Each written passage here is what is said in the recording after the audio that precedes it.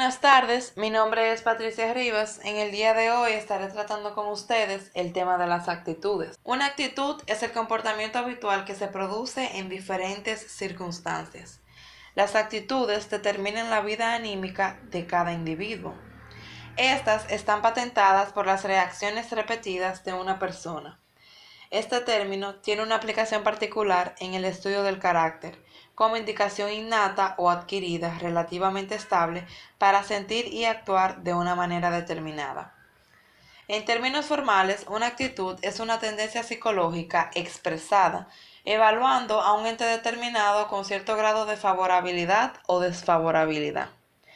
Las actitudes se refieren siempre a un ente determinado, lo que técnicamente se denomina el objeto de actitud, que puede ser prácticamente cualquier cosa, ya que todo lo que sea susceptible de ser valorado puede ser objeto de actitud.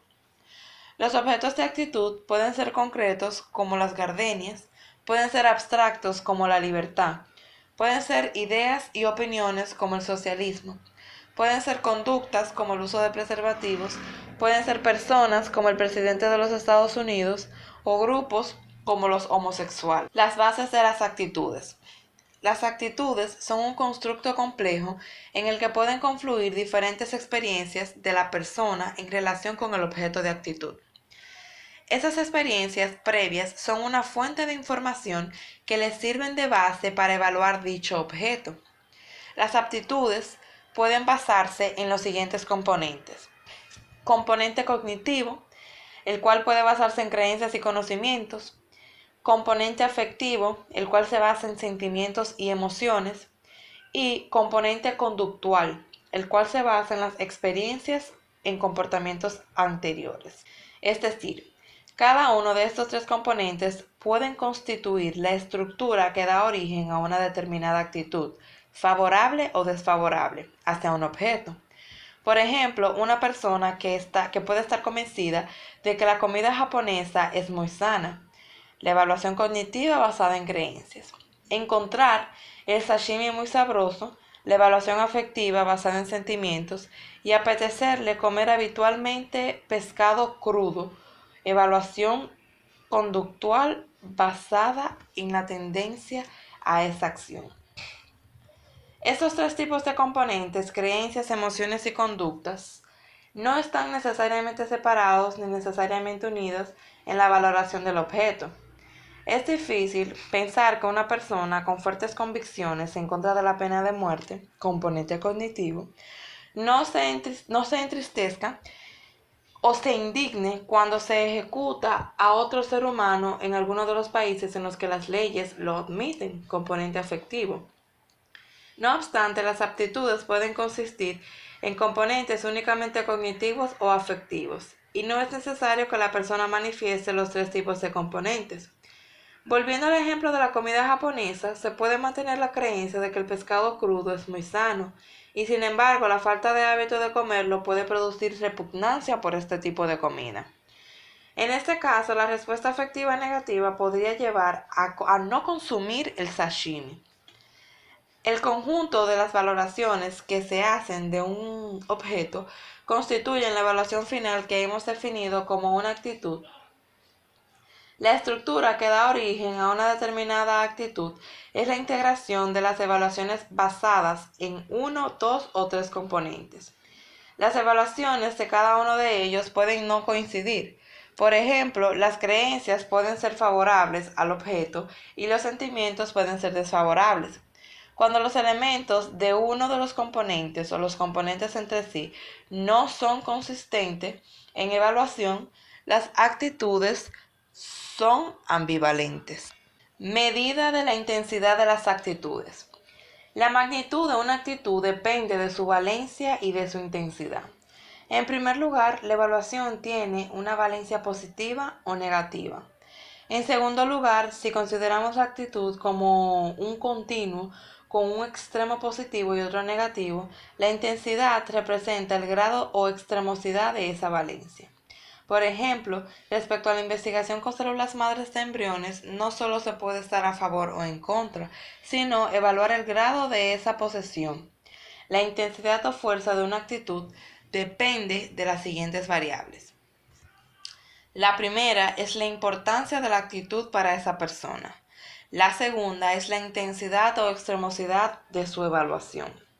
La tercera es el conocimiento del objeto de actitud. Y la cuarta, la accesibilidad de la actitud.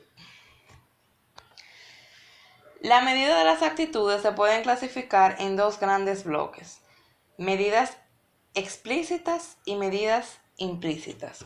Las medidas explícitas, tradicionalmente, las actitudes se han medido mediante procedimientos de autoinforme, para los que se han elaborado cuestionarios basados en escalas de diferentes características.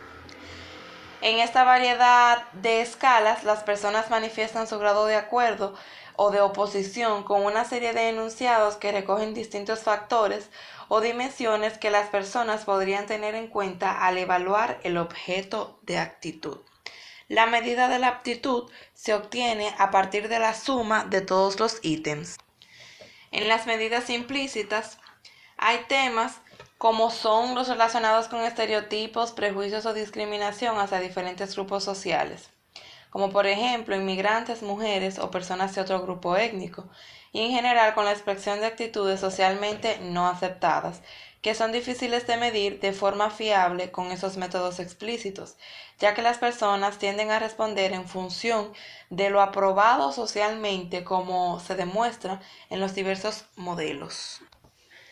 Este tipo de medidas incluye aspectos como la observación de conductas no verbales, medidas fisiológicas y las medidas basadas en la latencia de la respuesta. Funciones de las actitudes. Dentro de las funciones de las actitudes tenemos la función de conocimiento, en la cual las actitudes nos ayudan a comprender nuestro entorno y a darle significado, ya que proporcionan un mecanismo de evaluación que permite clasificar rápidamente la nueva información en dimensiones como bueno, malo o bonito o feo. Tenemos también la función instrumental.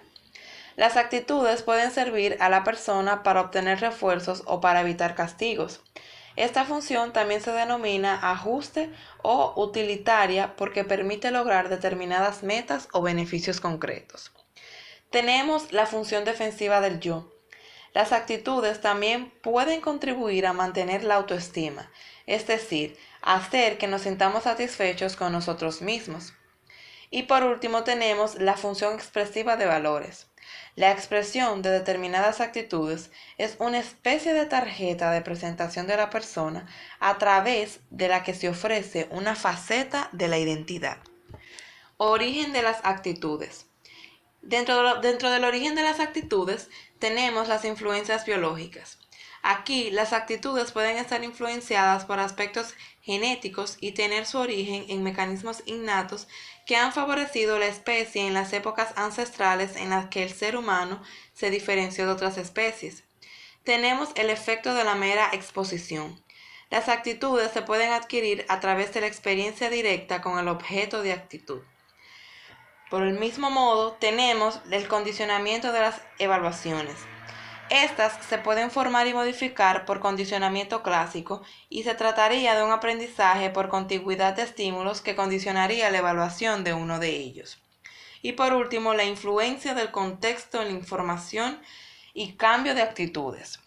Aquí, las actitudes dependen de la información accesible en cada momento. Ello incluye la información ya existente en la memoria, habitualmente accesible, así como la información concretamente en cada situación personal. Influencias entre actitudes y conductas.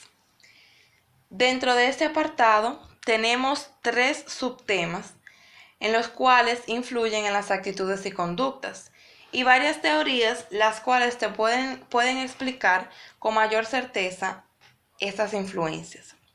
En primer lugar tenemos el modelo MODE, el cual postula que las actitudes pueden guiar el comportamiento hacia un objeto mediante 2 tipos de procesamiento cognitivo, los cuales son el procesamiento espontáneo y el procesamiento elaborado. Tenemos la teoría de la acción razonada. Fue diseñada para explicar y predecir el comportamiento humano en contextos específicos y es aplicable a conductas deliberadas. Y tenemos la teoría de la acción planificada. Esta teoría, elaborada por los mismos autores que la teoría de la acción razonada, añadió un nuevo factor, el control percibido, que se refiere a la percepción que la persona tiene de lo fácil o difícil que resultará realizar el comportamiento. Teoría de la disonancia cognitiva. Su precursor fue Leon Festinger. Este desarrolla su teoría al observar en la vida cotidiana que la discrepancia entre la conducta y las actitudes provoca malestar y estrés general. Para ello, este formuló dos hipótesis. La primera dice que la disonancia es psicológicamente incómoda, por lo que las personas tratan de reducirle para lograr la consonancia. Y la segunda, cuando la disonancia está presente, además de intentar reducirla, la persona evita activamente las situaciones e informaciones que pudieran aumentarla. El grado de la disonancia. El grado de la disonancia va a depender de la proporción de las cogniciones disonantes en la relación con las cogniciones consonantes y de la importancia en cada una de esas condiciones o cogniciones para la persona. El paradigma de la desconformación de creencias. Cuando una persona recibe información que es incompatible con sus creencias, esa nueva información puede generar nuevas cogniciones que sean incongruentes con las ya existentes, por lo que se producirá disonancia. Esa disonancia puede reducir por varias vías, una de las cuales sería cambiar las creencias previas. Esto ha sido todo por el momento, esperando que el material presentado durante este video haya servido de mucho aporte.